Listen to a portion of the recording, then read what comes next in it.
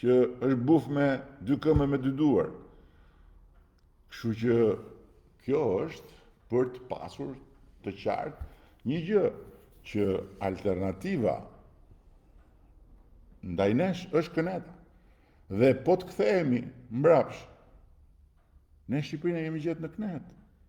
Kjo është e vërteta.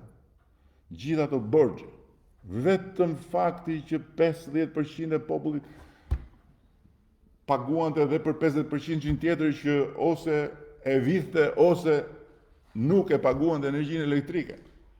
Borxhet në sistem. Generatorët nga të 4 anët. Në mes të Tiranës mbasdite të shpohin hundët nga djegja e motorave edhe nga zhurma e generatorëve. Qa ishte? Si ishte kënet? Kënet e qa kënet?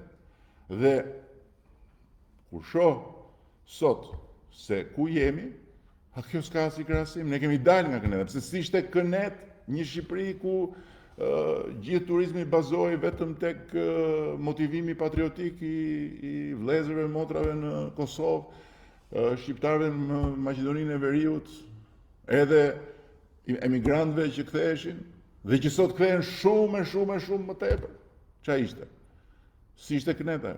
Nuk ishte kënet me 18 universitete që jepnin diploma pa vajt fare njeriu në universitet. Ç'a ishte? Nuk ishte kënet me gjithë atë lukuni, ndërtime shpaleje në të gjithë Bregdetin. Ç'a ishte? Kënet ishte. Dhe kënet është. Më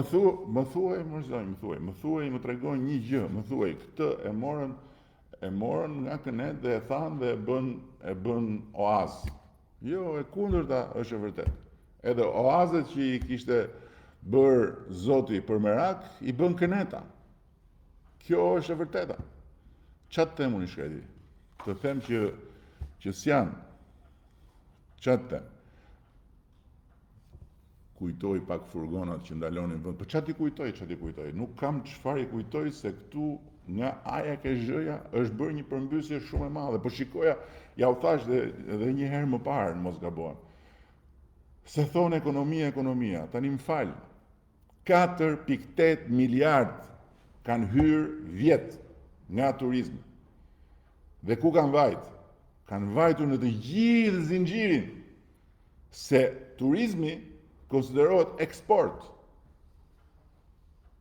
Për arsye se vinë nga jashtë për të konsumuar këtu dhe ti shfrytëzon të jashtmit për të fuqizuar të brendshmit. 117.000 subjekte biznesi ka pas kur ne morëm kënetën në dorëzim. 250.000 ka sot. Pra më shumë se 2 fish subjekte biznesi ka sot në Shqipëri. 57% e atyre që sot kanë një pagë në këtë vend nuk paguajnë taksë mbi pagën. Atëherë paguajnë të gjithë 10%. Edhe pastrusja e kryeministrisë këtu paguan të taksën mbi pagën sa që paguan të kryeministri. Sot nuk ka fare dallim, nuk ka krahasim. Pastrusja nuk paguan asnjë taksë mbi pagën, ndërkohë që mbi pagën time paguhet një taksë që është nga më të lartat. Dhe kështu me radhë. 36% të tjerë kanë një taksë mbi pagën 4 deri në 10%. Tani çfarë do të thotë kjo?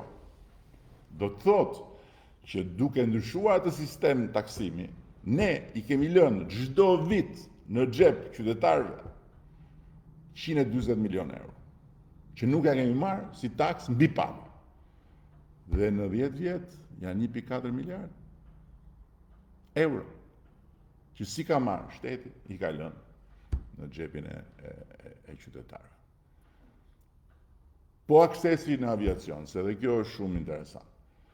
6.7% e banorëve të Republikës Shqipërisë kanë pasur akses në aviacion në vitin 2016. 32% janë sot.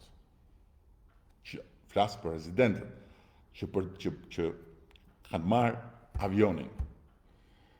E pra, jemi komplet në një pozicion tjetër dhe këtë e tregon edhe fakti që kemi këtë pozicion në raport me Bashkimin Evropian. Ky është një moment historik, ky është një moment përtej Partisë Socialiste, është një moment përtej gjithë interesave partijake ose lëre pastaj tifozlikun absurd. Se ishin tifoz shkodranët edhe votonin kënetën pambarimisht. Momentin që vendosën të votojnë Partinë Socialiste dhe të votojnë kandidatin ton, Shkodra doli nga këneta. Ky është fakti. Ky është fakti. Shkodra po merr frymë dhe kemi investime të tëra për të vazhduar për të bërë në Shkodër dhe do ta bëjmë Shkodrën një destinacion të jashtëzakonshëm, sepse është një vend i bekuar nga Zoti nga të katër anët, po e mori peng këneta. Edhe tifozliku, tani në 11 maj nuk ka tifozlik, sepse duhet të fusim Shqipërinë në Bashkimin Evropian. Dhe futja në Bashkimin Evropian na jep 3 gjëra shumë të rëndësishme që ndryshe nuk i garantojmë për të nesërme. Liritë individuale. Kush është jashtë Bashkimit Evropian i ka gjithmonë të kërcënuara. Në Bashkimin Evropian liritë individuale janë të garantuara. E dyta, barazia para ligjit. Shikoni si është situata. Sot unë jam këtu, nesër s'jam. Dikush tjetër nesër vjen në një qeveri tjetër dhe thot ta përmbysim komplet reformën drejtësi. Ta mbyllim, t'i vëm Chelsea spakun, t'i vëm Chelsea gjithë institucionet të reja dhe të kthehemi atje ku ishim. Kush e pengon ta bëj? Nëse jemi në Bashkimin Evropian, gjithçka është e garantuar. Dhe nëse jemi në Bashkimin Evropian, barazia para ligjit është një nivel tjetër, edhe brenda dhe jashtë, sepse ajo pasaporta që shkruan Republika e Shqipërisë nuk është më vetëm Republika e Shqipërisë, po sipër do të shkruaj Bashkimi Evropian.